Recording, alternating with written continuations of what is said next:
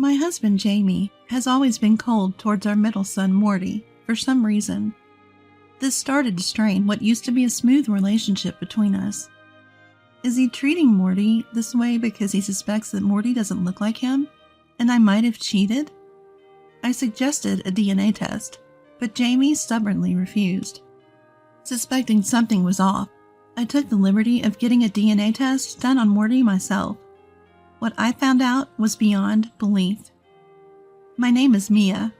I'm 35 years old. I work full-time to support our family. Jamie and I will soon be celebrating our 10th wedding anniversary. We hit it off at a party, and things went smoothly to marriage. We have 3 kids. Our eldest son, Mark, our middle son, Morty, and our youngest, Lucia. Jamie has always been thrilled whenever I was pregnant. When he found out Lucia was going to be a girl, he was so happy he even teared up. Though raising 3 kids takes a toll both physically and financially, I feel incredibly blessed to be surrounded by such wonderful children. All of this joy, I owe it to my kids who have grown up so well. I wish I could say I couldn't ask for more, but there's one thing that bothers me.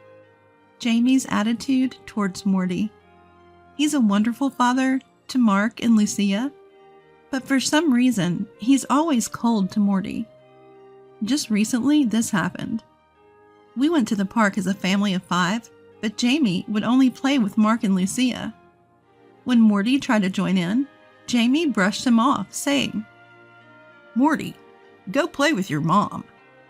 "But I want to play here with Dad and everyone else." "Enough. I've got my hands full with Mark and Lucia." "All right," Morty said, his face looking as if he's about to cry. Frustrated, I confronted Jamie. "Hey, what's wrong with you? Don't you see you're hurting Morty?" "If you feel that way, why don't you play with Morty?" "That's not the point. Morty wants to play with you." "I told you, I'm busy with Mark and Lucia. I can't entertain all 3. "You don't have to talk to him like that. Look at him. He's about to cry." "Ugh! Can you stop nagging? Look, he's not my son. Keep him away from me." "What do you mean, not your son? That's outrageous. Morty is also the child I gave birth to. Why are you so cold?" Upon reflection, there have been signs over the years. Jamie would take off work for Mark and Lucia's birthdays, but he'd go to work on Morty's. During family trips, Morty is always left alone. The more I think about it, the colder Jamie's attitude toward Morty seems to have become over the years. Then, Morty spoke to me. "Mom, does Dad hate me?" "What? Why would you say that?" "'Cause Dad is nice to Mark and Lucia, but he's always hard on me." "I see. You've noticed too, huh? It must feel bad. You love your dad so much." "Yeah, I want to play with Dad like Mark and Lucia do." "Got it. I'll make sure to talk to Dad about it too," I assured. The thought of my young son feeling this way weighed on me. As a mom, it felt like a failure. After the kids had gone to bed, I approached Jamie. "Hey, Jamie, can we talk? It's about Morty." "No more talk about Morty, okay?" "Not okay. Morty asked me again today, does Dad hate me? How are you not embarrassed as a parent?" "I don't hate him. It's just, compared to Mark and Lucia, I don't find him as endearing." "What? That's your reason? They're all our beautiful children." "You wouldn't understand. Just leave Morty's issues to you. Don't involve me anymore." Jamie stormed out, slamming the door behind him. Alone in the room, tears welled up in my eyes. Why? How could he say such hurtful things? Morty is a good kid too. What makes him different from Mark and Lucia? Nothing changed in Jamie's behavior, no matter how many times I talked to him about Morty. He only became more affectionate toward Mark and Lucia, and the difference was glaring. I started losing trust in Jamie. Then one day, I was venting to a close friend. She hesitated before saying, "Well, I can't say for sure, But could Jamie suspect you're cheating? Cheating? Look, Morty doesn't resemble Mark and Lucia, right? Maybe he doesn't think Morty is his. What? I carried and gave birth to all 3 of them equally. Jamie was even there when they were born. But the only reason I can think of why he doesn't show affection to Morty is that. Just as she said, Morty doesn't look like me or Jamie when compared to the other 2. So does this mean his attitude should change because of that? From my perspective, that's incomprehensible. Still, I can't let this continue for my second son's sake. I decided to have a serious talk with Jamie later on. Hey, Jamie. About Morty. Again? I thought we were done talking about this. Do you think I cheated on you? What? Because Morty doesn't look like us. Do you think he's someone else's child? No, that's not what I meant. So what did you mean? Why are you cold to Morty alone? It doesn't make any sense. There's no deeper meaning. That's enough. No deeper meaning? Do you realize how much Morty's hurting because of your whims? Act responsibly. You're his father. After I said that forcefully, Jamie just looked down and went silent. The conversation wasn't going anywhere. I decided to resort to my final option. Fine. If that's the case, let's go get a DNA test. What? What are you talking about? Well, you keep saying things like, he's not my son, or keep him away. Morty's suffering because of it. A DNA test is going overboard. Then what? What should we do? Are you going to keep acting this way until we prove Morty is our biological child? Well, It's settled then. I'll take care of the DNA test. As I was about to leave the room, Jamie shouted, Wait! From behind me. He grabbed my arm tightly and said in a low voice, Listen, never do that DNA test. Faced with an expression I'd never seen on him before, I got cold feet for a moment. But I couldn't back down now. I clenched my shaking legs and looked him straight in the eye. If you can't treat Morty like you do our other kids, then I'll insist on a DNA test. Stop this nonsense. We don't need to go to that extent. It's because of the way you're treating Morty. I don't want to do this either, you know? Calm down. There's no point in doing that. Enough. I can't stand seeing Morty so sad anymore. If I don't see any change in your attitude, I'll go ahead with the test. I shook off his grip and stormed out of the room. Whether it was my warning or not, Jamie started talking more to Morty. Gradually, Morty began to smile more, and I felt relieved. Then one day, all 5 of us went out for dinner. As everyone was deciding on their meals, Morty spoke up. Hey, what are you going to have, Dad? Oh, I guess I'll go with a hamburger. Then I'll have a hamburger too. What? I actually like the same foods as you, Dad. I just never said it before. As Morty grinned, I couldn't help but smile too. But Jamie had a different reaction.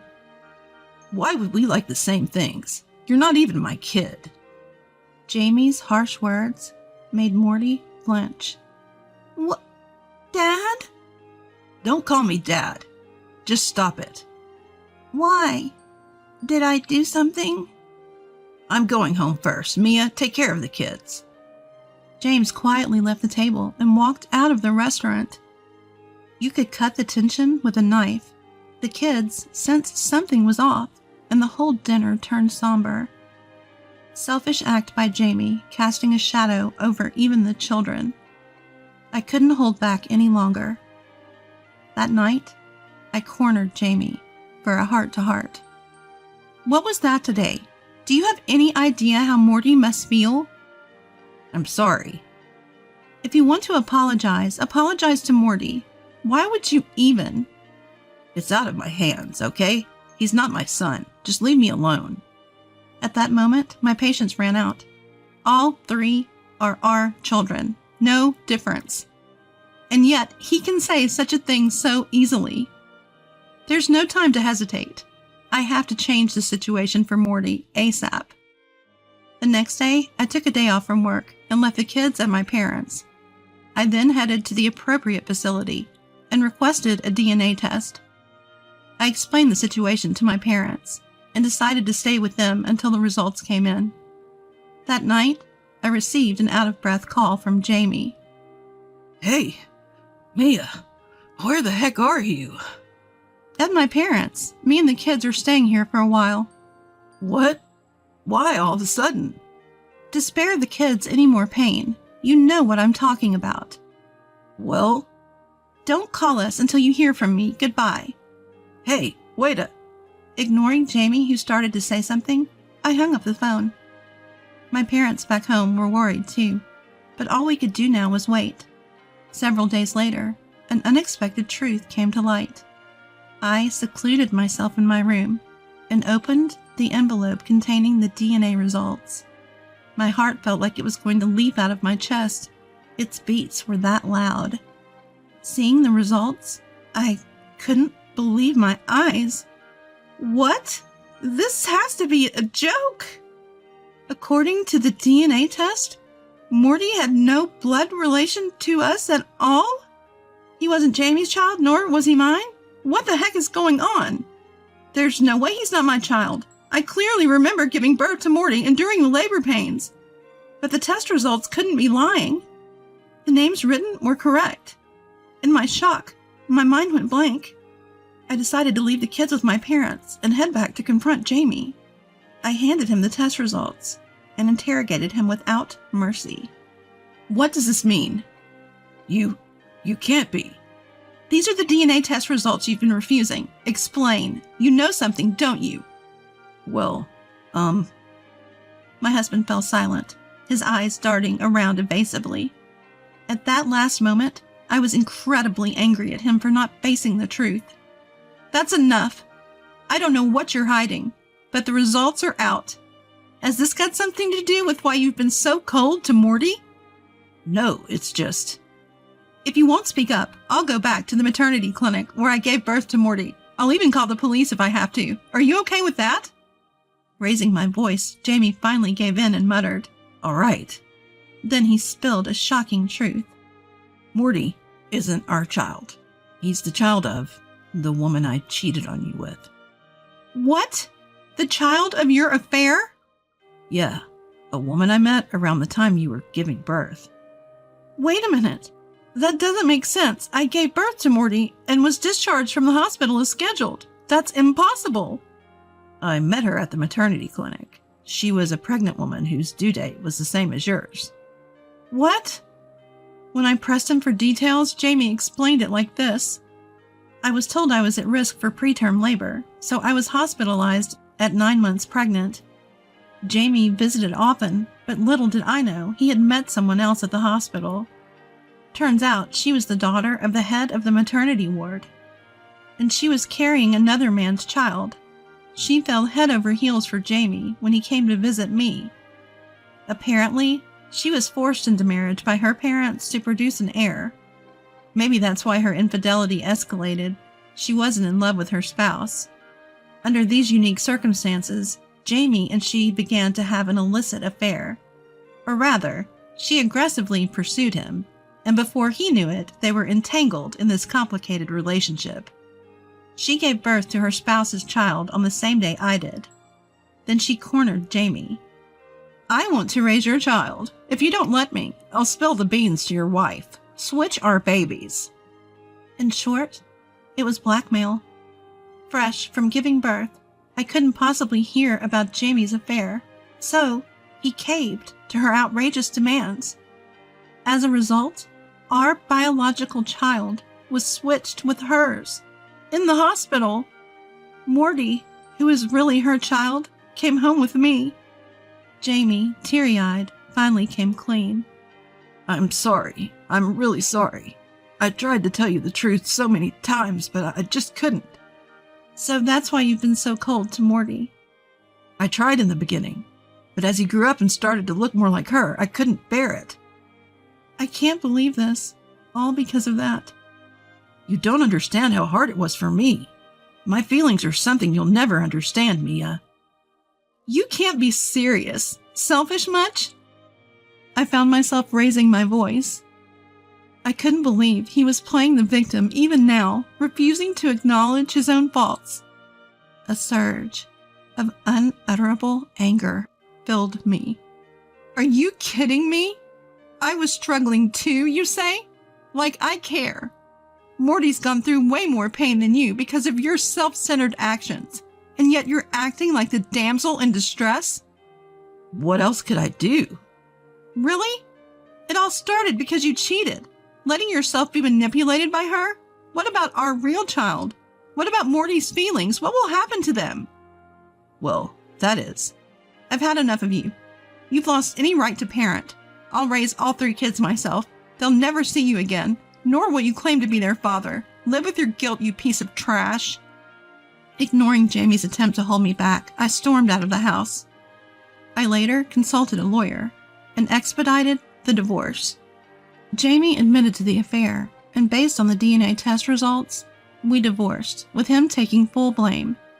I even found the woman he cheated with and made sure to demand alimony in the divorce trial.